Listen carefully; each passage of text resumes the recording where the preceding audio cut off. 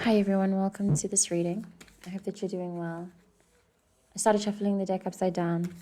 I don't think I've ever done that before. I'm pretty fascinated by that action. Cool.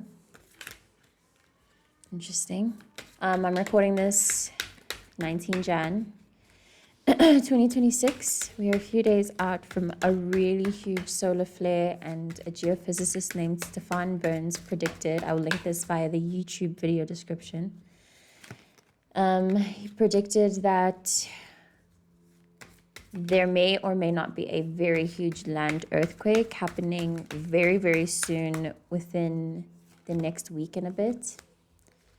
That's based, he predicted it'd be based, I think he said in Japan or California, I'm not sure, but yeah. Crazy times, and these cards that are falling out. Yeah, I hope that everybody... Ooh, girl. Okay, so I'm tired. I don't know if it wasn't obvious. I'm sorry for the energy that I'm bringing, but I also like to show up very honestly to what I'm feeling, and these cards are definitely reading me. Feels like it's reading us on a collective level. That's what I'm feeling right now. We have the High Priestess, the Hermit, and the Nine of Wands. Yeah. Yo, guys. I think that I'll speak for myself. My experience of having chosen the spiritual path is... Come here, Anu.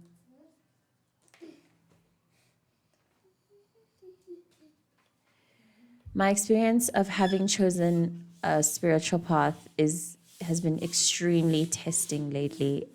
2025, I mean, my whole life has been a truly spiritual experience, but something about 2025, and it seems 2026, is trying to really deepen my understanding of spirituality and the link between the physical world and the energetic internal world. And in the lessons that I'm realizing, I'm noticing so many gaps in the way that I understood my internal and external world, in the way that I try to in the way that I not even try to manifest. No, baby, hold on, please, okay?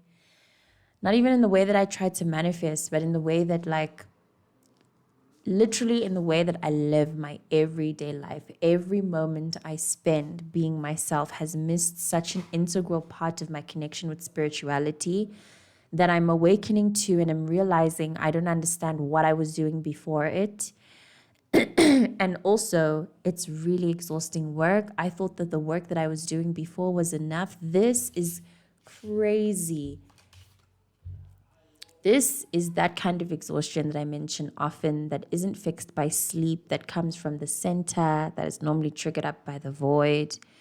By periods of moon cycles, the new or full moon tends to get very crazy. And it feels like it's getting crazier and crazier as life goes on. It's just a lot. I feel called to mention as well, with how I mentioned the solar flares and seeing the High Priestess paired with the Hermit. This is so deeply spiritual, and in my lens usually has to do with the menstrual cycle. So be aware that your period might start earlier than usual. Solar flares also tend to do that, especially when they're very hectic. And a very hectic flare just went off, I think, as of maybe a little over 12 hours ago. I don't know, less than 24 hours ago. And it's predicted to reach us by the 20th, the 21st, and the 22nd.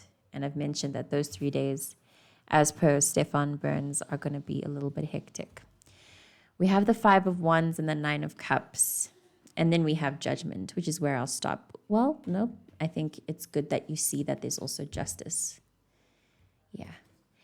1, 2, 3, 4 major arcana cards, all having this energy to do with I'm receiving the rules, I'm receiving the universal laws. Yeah. And I've mentioned this before.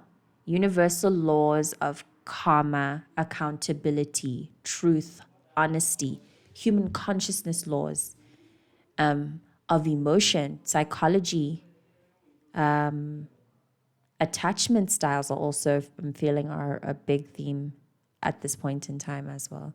But just the human to energy experience feels so central in our experience, and it feels urgent, as I've mentioned before again and again, how it feels urgent that we pay attention in the ways of dedicating yourself to presence, truly in the moment, right now, dedicating yourself, and whenever that means to you, to being present. If you don't know what it means to be present for you, then look into that. This is also a somebody feeling called to isolate. That may or may not be you, so that you can get some kind of spiritual rejuvenation. Some kind of maybe cleansing needs to take place. I feel called to suggest that. Saltwater cleansing on a personal level, or seeking out a consultation from a spiritual professional, from a practitioner. I'm also getting the need to up your prayer rituals during this time. So add a little something. Wake up earlier, or as you pray with a glass of water nearby.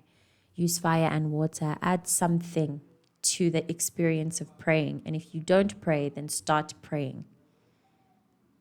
I'm receiving the frequency of someone who's very exhausted. The soul for this is not extra sleep, and it's not even time to physically rest. It's spirituality, it's prayer, it's ritual, it's dedicating time to your soul work, whatever that looks like to you. But must involve, I'm feeling called, it must involve some element. It needs to involve some nature element.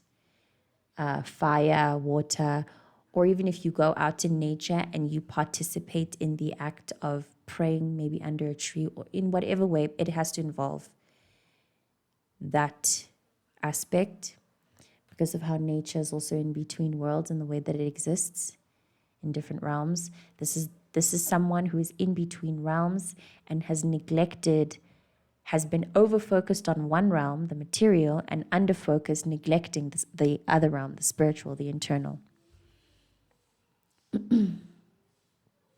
Yeah.